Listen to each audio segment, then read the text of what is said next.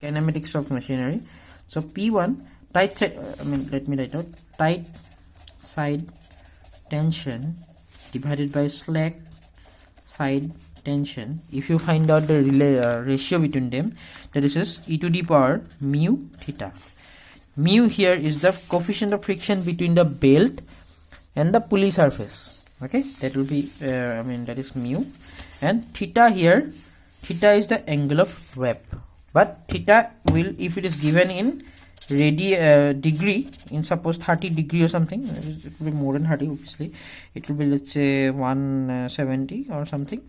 So 170 degree, it is given in degrees, so you must convert this into radians for calculations. Okay, so 1 degree is equal to pi by 180 radians.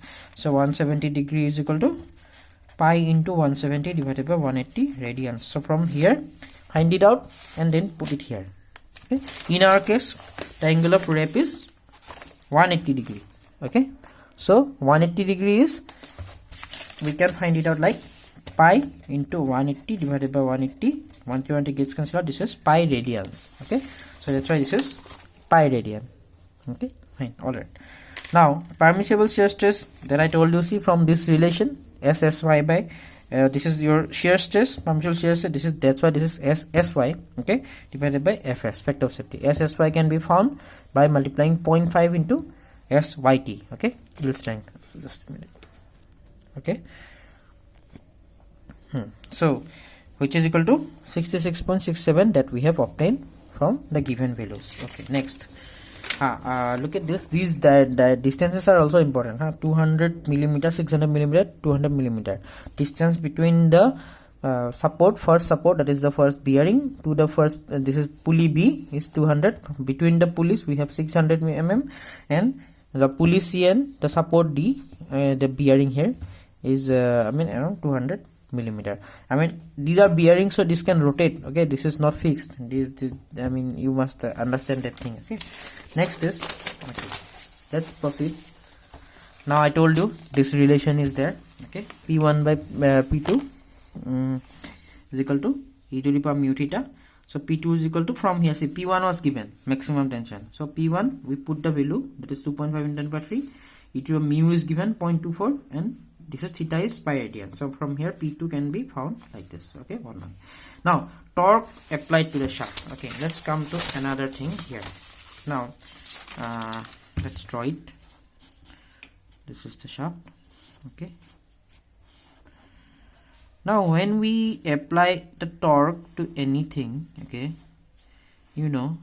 this is the torsional moment. Torque can also be called they are called torsional moment. So this is a moment, right?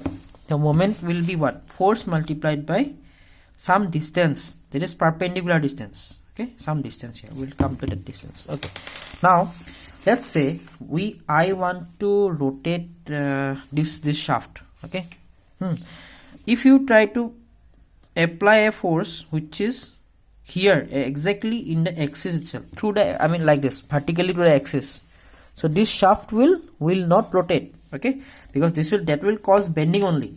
Suppose I want to rotate this sketch pen, but if I am applying a force exactly here, okay, and the axis, it will not rotate.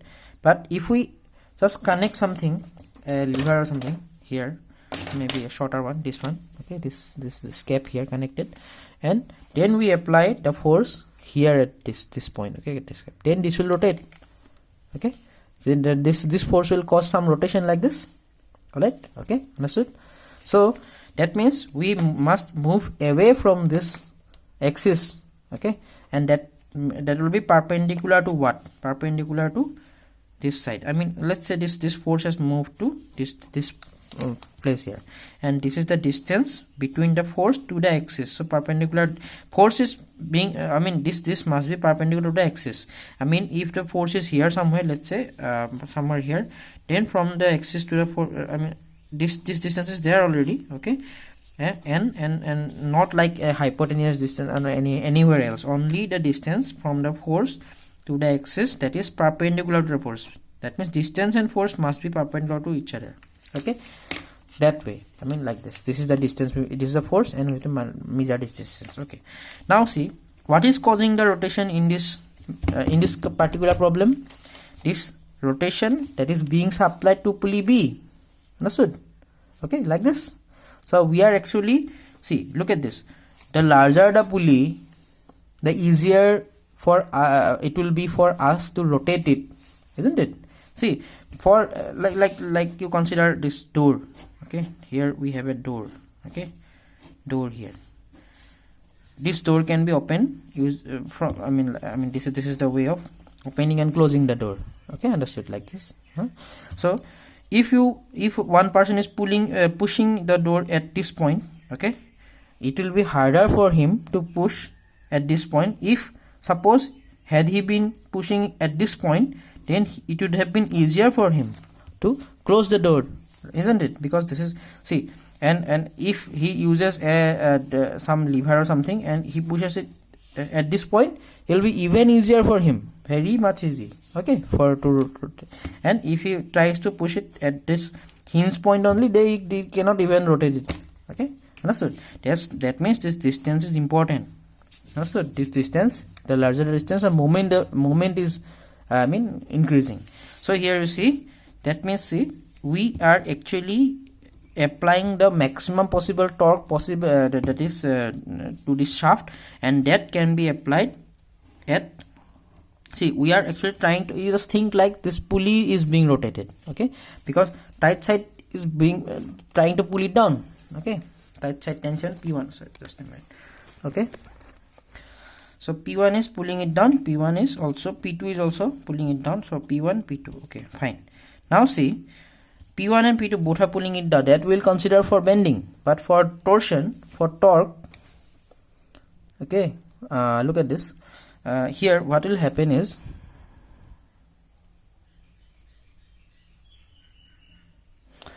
okay, just a moment, I'm sorry. Okay, so here for torque what will happen is, you see,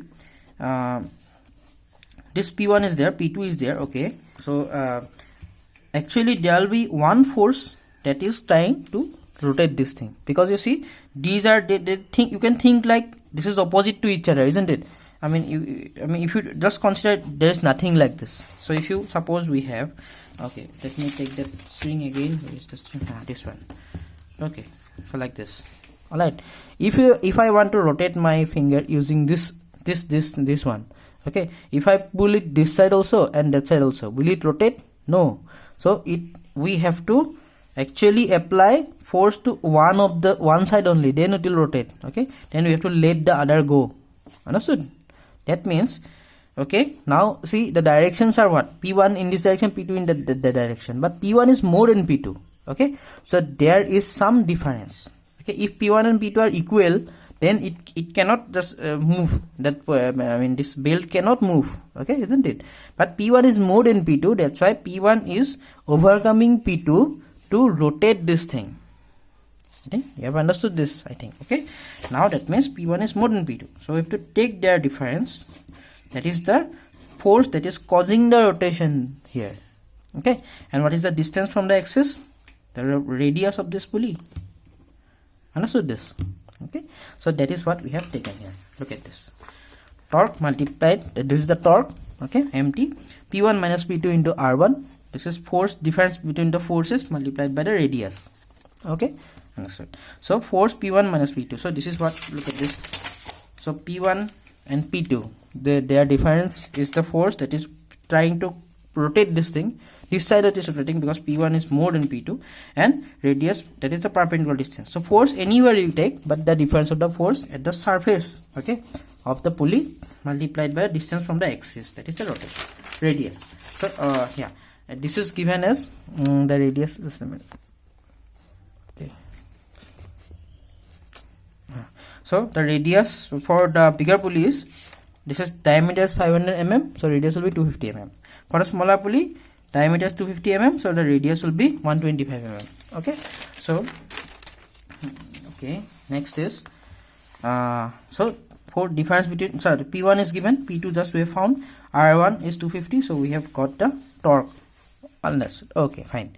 Now we have to find also find the other this P3 and P4 also. Okay, so similar relation will hold, like this relation, tight side tension divided by flex side tension e to the power mu theta equal to mu theta. But P3 and P4 are unknowns. Okay, they are none of them are known to us, but this term is known. Okay, so P3 is multiplied by some known term multiplied by P4. One relation we get. Okay, another relation we need to solve for P3 and P4, that is the torque only, because you see, look at this. Similarly, the same torque, see, there is no slippage, right? This same shaft is applying the same amount of torque to point C, because is whatever torque you are getting here, that torque would be reduced if suppose some friction is there. Torque, this shaft is a rigid shaft, right? So this is not doing any, there is no couple or something, or there is no slippage or something in between. This is a rigid shaft. So whatever torque you have applied to this pulley B, that is being transferred to pulley C, and the same amount of torque, that is MT, we have obtained from this one, will be transferred to that one. So you can also say that P3, P4, if we they will hold, their difference, P3 and P4 multiplied by the radius of this pulley will be the will be equal to the torque that is being received, okay, from this side. Okay, so there is no slippage, there is no loss in this case, in terms of torque only. Okay, so that's why P3 minus P4 into radius will also be equal to the torque. Okay, now the torque is, that is torsional moment, is known. We have found it, and this is the relation. From here we will get another relation, P3 and P4. So we put this P3 here, so we get P4 after calculation. So MT we have found, R2 is 125. Okay, so from here P4 can be found.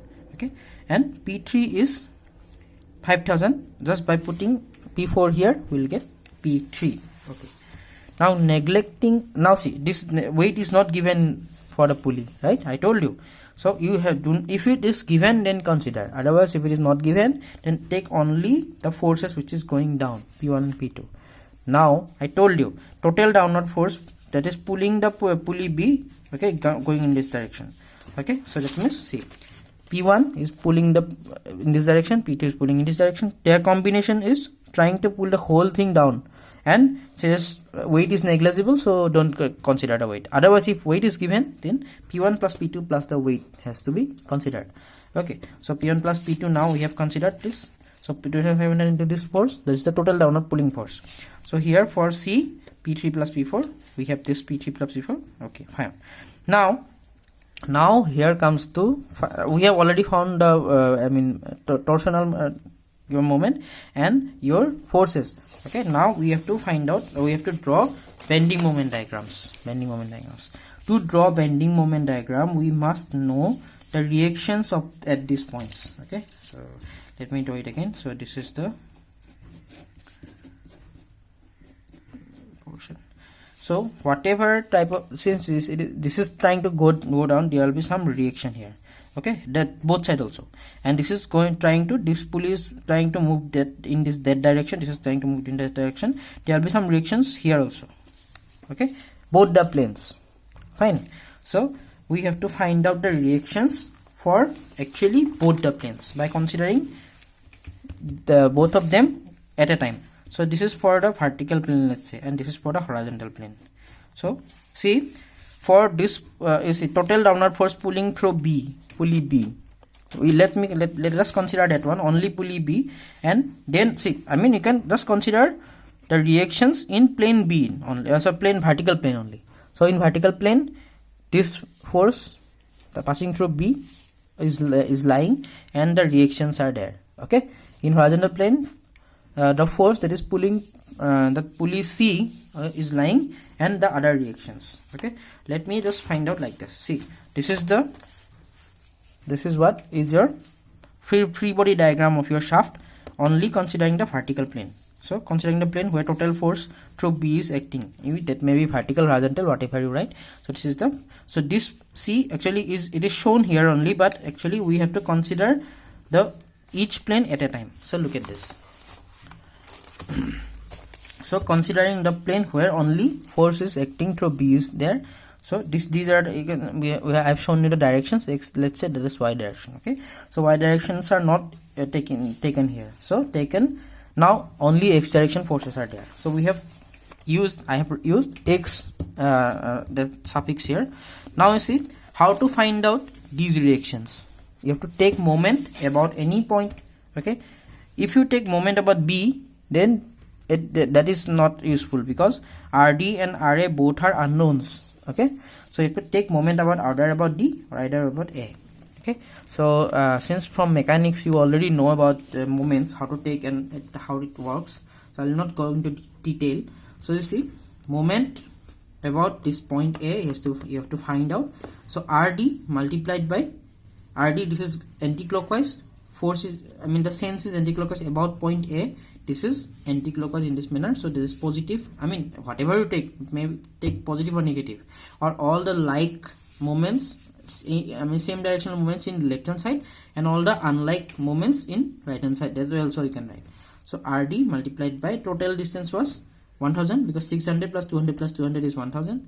Okay, multiplied by this force, there is nothing else in between. So this force multiplied by 200, from this force to the perpendicular distance to the point A is 200. So from here you get this direction. Similarly, by taking moment also we can find out moment about D. Total moment about D is 0. That way also you can consider, but we can take also the total vertical forces equal to 0. So from this is total, I mean say all the like forces RA plus RD minus of 36373 equal to 0. From there we get RAX plus RDX equal to this 3676. So which is actually opposite, they are opposites. Okay, so from here RD we have already found, RA we can find out. Okay, so we have got their reactions. Similarly for the other plane, where you see, look at this, here we have the force through C is in this direction 7352, okay, acting, and here we have the force reactions through A and D in this manner. So both are actually different, this is in x direction, this is in y direction. Similarly you take moment about A, here RD multiplied by the same distance but in y direction. Okay, and this force is causing the moment in at the direction, I mean both are opposite, so we have taken left hand side and right hand side. This multiplied by 600 plus 200, 600 plus 200, because from C to A distance is 600 plus 200. Okay, so understood. So from here we get RD, and similarly using the summation of all forces in same direction equal to 0, we have got RA. So now I told you have to draw bending moment diagrams for both of the planes separately. Let's consider the vertical or x directional plane first. Okay, now bending moment in x plane. So you have to consider in x plane these forces only. Okay, C force through C and the other reactions we do not take. So here you see, now let me tell you about the bending moment. I'll just explain here how to draw because time will not allow us to actually just explain all of them. So look at this. So A, B, C, D, these are the points. Okay, we have to consider all the points because we have some reactions, we have to combine them later, I told you before, right? So that's why we have to consider all the points. Okay, fine. Now we know the reactions. These are the reactions 735 and 2941 at point A and D. So these are the reactions. Let me just write down, and this is the force here. So bending moment diagram, we actually draw it by moving a plane section from right to left, okay, or left to right. Normally you can follow right to left, and whatever that force that is falling towards, when this section is moving in from right to left, you have to always look at the right side of that section. Don't consider the other part. I mean it is similar to taking a moment only, but actually moments has to be taken if the section is moving from right to left. Then you look at, I mean whatever you have left, you have passed, okay, already, that you consider from here. Like okay, let's just I mean you can think like you are at this point now, D, and look towards this side, okay, because you are trying to move in this direction. Okay, so at point D, look at this side, see there is no force. Okay, so, or you can say there is a force here passing through that point only, but there is no perpendicular distance from between that force and your location.